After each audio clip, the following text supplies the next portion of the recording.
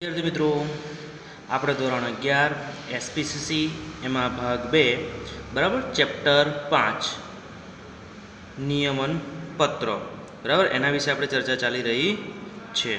તો અહીંયા ઘડી છેલ્લે આ ચેપ્ટરનો છેલ્લો પોઈન્ટ આપણો જે રહ્યો છે કે આવેદનપત્ર અને નિયમન પત્રનો તફાવત. તો બંનેની અંદર શું તફાવત રહેલો છે એ આપણે જોવાનો છે અને સમજવાનો છે. તો તફાવત લખવાની જે પદ્ધતિ છે એની અંદર આપણે અહીંયા આગળ થોડુંક એક પહેલો પોઈન્ટમાં ક્રમ પાડીશું, ત્યારબાદ એના મુદ્દાઓ લખીશું, ત્યારબાદ આવેદનપત્ર અને ત્યારબાદ આપણે લખીશું નિયમન પત્ર. તો પહેલો મુદ્દો આપણે લઈએ કે કંપનીની નોંધણી. શું કહે છે? કંપનીની નોંધણી.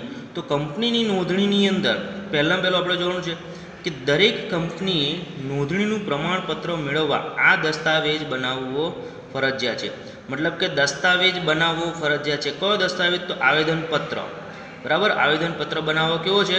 ફરજિયાત છે એવું કહી શકાય. તો જો નિયમન પત્રની વાત કરીએ તો શેર મૂડીથી મર્યાદિત જવાબદારીવાળી જાહેર કંપનીઓ માટે આ મરજિયાત દસ્તાવેજ છે. કયો? નિયમન પત્ર. જો દસ્તાવેજ ન બનાવે તો એને શું બનાવવું પડશે? ટેબલ એફ બનાવવું પડે. મતલબ કે આવેદનપત્ર ફરજિયાત છે કંપની માટે, નિયમન પત્ર મરજિયાત છે. બરાબર, અને એ ના બનાવે તો એને શું બનાવવાનું છે? ટેબલ એફ બનાવવાનું હોય છે. બરાબર, ટેબલ એફ બનાવી શકે છે. ત્યાર પછીનો આપણે જો મુદ્દો જોઈએ તો એ છે નોંધણીનું જરૂરિયાત. તો નોંધણીની જરૂરિયાતની અંદર શું આવે છે? તો કે કંપની રજિસ્ટ્રાર પાસે નોંધાવવું ફરજિયાત છે. એટલે જ્યારે પણ આપણે કંપનીની શરૂઆત કરતા હોઈએ છીએ ત્યારે આપણે શું કરવું પડે છે? તો અહીંયા આગળ રજિસ્ટર પાસે આવેદનપત્ર આપણે નોંધાવવું પડે છે. જ્યારે નિયમન પત્રમાં શું કહે છે? તો જો ટેબલ એફ અપનાવે તો નોંધાવવાની જરૂર નથી. મતલબ કે નિયમન પત્ર ન બને એની જગ્યાએ ટેબલ એફ અપનાવતા હોય તો પછી એને નોંધાવવાની જરૂર રહેતી નથી. બરાબર, એટલે આટલું યાદ રાખવાનું છે. ત્યારબાદ ત્રીજા નંબરનો જો મુદ્દો જોઈએ તો મહત્ત્વ. તો મહત્ત્વની અંદર આવેદનપત્ર એ પાયાનો દસ્તાવેજ છે. આપણે આગળ ઘણી બધી વાર જ્યારે ચેપ્ટર 4 ચાલુ હતું, બરાબર છે, ભાગ 2ની અંદર ત્યારે આપણે વાત કરી હતી કે આવેદનપત્ર કેવો છે? તો પાયાનો દસ્તાવેજ છે. બરાબર છે. તો નિયમન પત્ર કેવો દસ્તાવેજ છે? તો આંતરિક વહીવટ અંગેનો દસ્તાવેજ છે. કેવો દસ્તાવેજ ગણી શકાય? તો આંતરિક વહીવટ અંગેનો આપણે એને દસ્તાવેજ કહી શકીએ છીએ. બરાબર, હવે આપણે મુદ્દા નંબર 4 જોવો છે. તો મુદ્દા નંબર 4ની અંદર તમે જોઈ શકો છો તો એનો ઉદ્દેશ શું છે? આવેદનપત્રનો ઉદ્દેશ શું છે અને નિયમન પત્રનો ઉદ્દેશ શું છે? તો બંનેની અંદર જોઈએ તો આવેદનપત્ર કંપનીની પ્રવૃત્તિઓનું કાર્યક્ષેત્ર નક્કી કરે છે કે ભાઈ કંપની અંદર કયા કયા પ્રકારના કામ કરવાના છે એ નક્કી કરે છે. મીન્સ કે આવેદનપત્ર એ કંપનીની જે પ્રવૃત્તિઓ થાય છે, બરાબર, જે પ્રવૃત્તિ કરવામાં આવતી હોય છે કંપની અંદર એ આવેદનપત્રની અંદર જણાવવામાં આવે છે. મીન્સ કે એનું કાર્યક્ષેત્ર નક્કી કરે છે. આવેદનપત્રમાં જણાવેલ કાર્યક્ષેત્રથી કંપની આગળ વધી શકે નહીં. મતલબ કે આવેદનપત્રની અંદર જે પ્રવૃત્તિઓ નક્કી કરવામાં આવી છે એ જ પ્રવૃત્તિ એને કરવાની છે અને એનાથી વધારાની કોઈ પ્રવૃત્તિઓ કરી શકે નહીં. મીન્સ કે આગળ વધી શકશે નહીં. એટલે આવેદનપત્રમાં દરેક પ્રવૃત્તિ કંપનીની એ જણાવવામાં આવતી હોય છે. તો આ બાજુ નિયમન પત્રમાં શું કહે છે?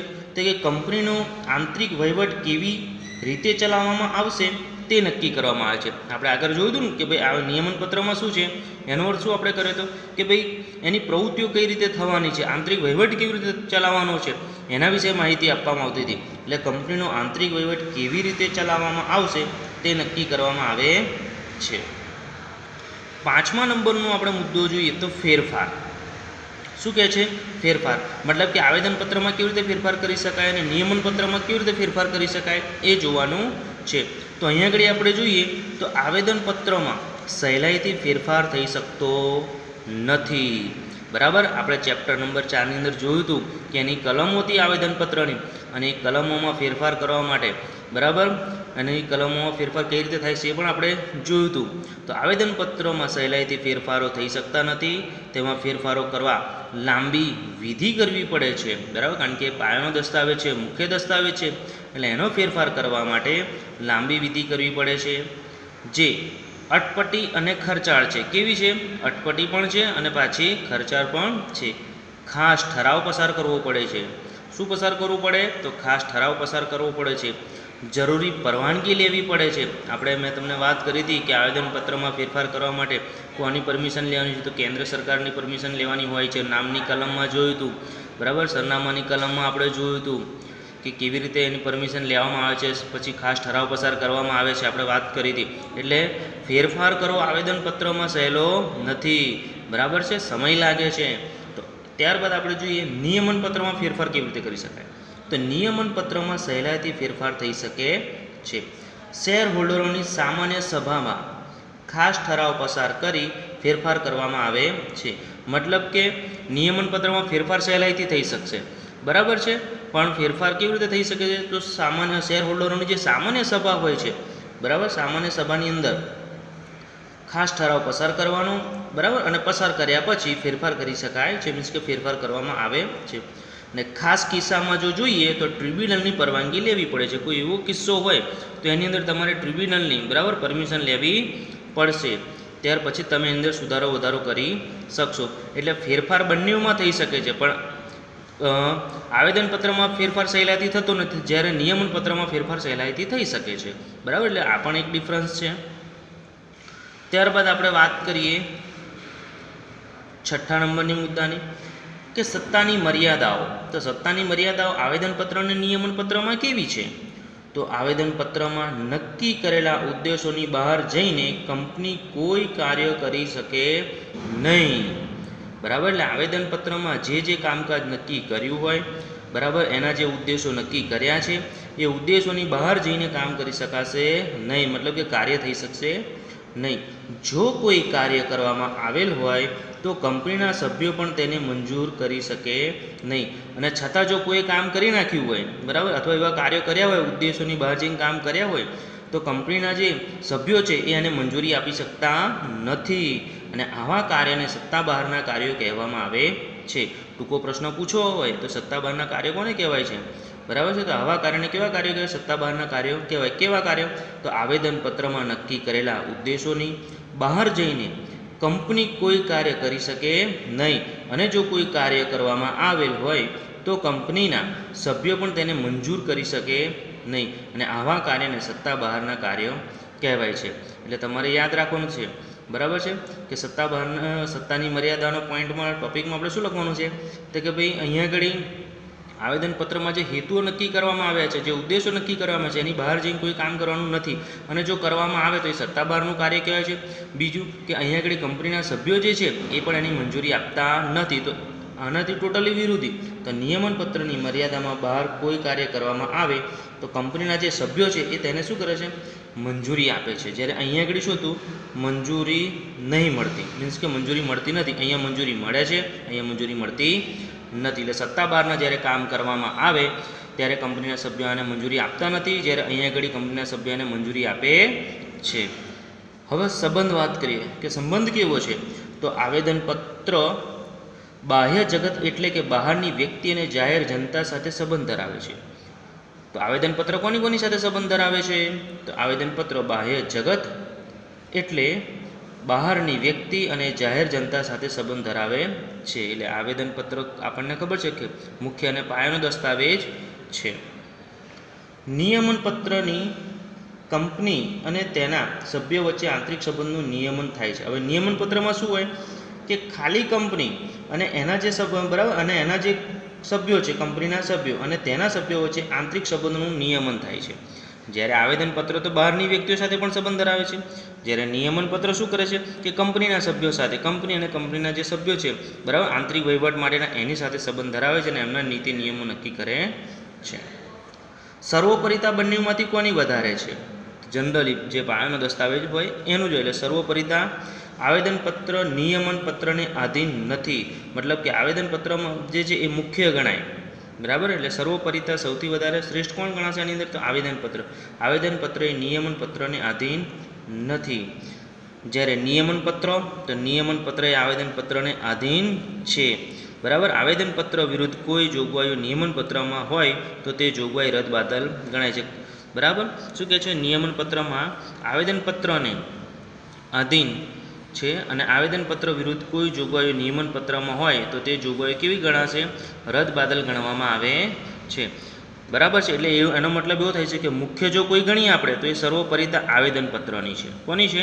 આવેદનપત્ર મુખ્ય ગણાય. એટલે આવેદનપત્રની વિરુદ્ધની નિયમનપત્રમાં કોઈ જોગવાઈઓ તૈયાર ના કરી શકાય. જો એ તૈયાર કરશો તો એ કેવી ગણાશે? રદબાતલ ગણવામાં આવશે, બરાબર છે. કેવી ગણાશે? રદબાતલ ગણવામાં આવશે. એટલે સર્વોપરિતા વધારે કોની છે? તો આવેદનપત્રની, નિયમનપત્રની નથી. ત્યાર પછી આપણે વાત કરીએ ત્રાહિત પક્ષ. ત્રાહિત પક્ષની વાત કરીએ તો ત્રાહિત પક્ષ આવેદનપત્રની જોગવાઈઓનો લાભ લઈ શકે છે. ત્રાહિત પક્ષ, બરાબર, કંપનીના સભ્યો અને ત્રાહિત પક્ષો, તો એ લોકો કંપનીના આવેદનપત્રની જે જોગવાઈઓ છે, બરાબર છે, દાખલા તરીકે દલાલો છે, પછી તો કંપનીને ઊંચીની મૂડી આપનાર વ્યક્તિઓ જે છે, બરાબર, કંપનીને લોન આપનાર જે છે, કંપનીના જે લેણદારો છે, બધા ત્રાહિત પક્ષો આપણે ગણી શકાય. એટલે ત્રાહિત પક્ષકારો આવેદનપત્રની જોગવાઈઓનો લાભ લઈ શકે છે, એમને લાભ મળે છે. એટલે ત્રાહિત પક્ષકાર જે અહીંયા આગળ આપણે કહીશું એ ત્રાહિત પક્ષકાર આવેદનપત્રની જોગવાઈઓનો લાભ લઈ શકે છે. જ્યારે નિયમનપત્રમાં શું કહે છે?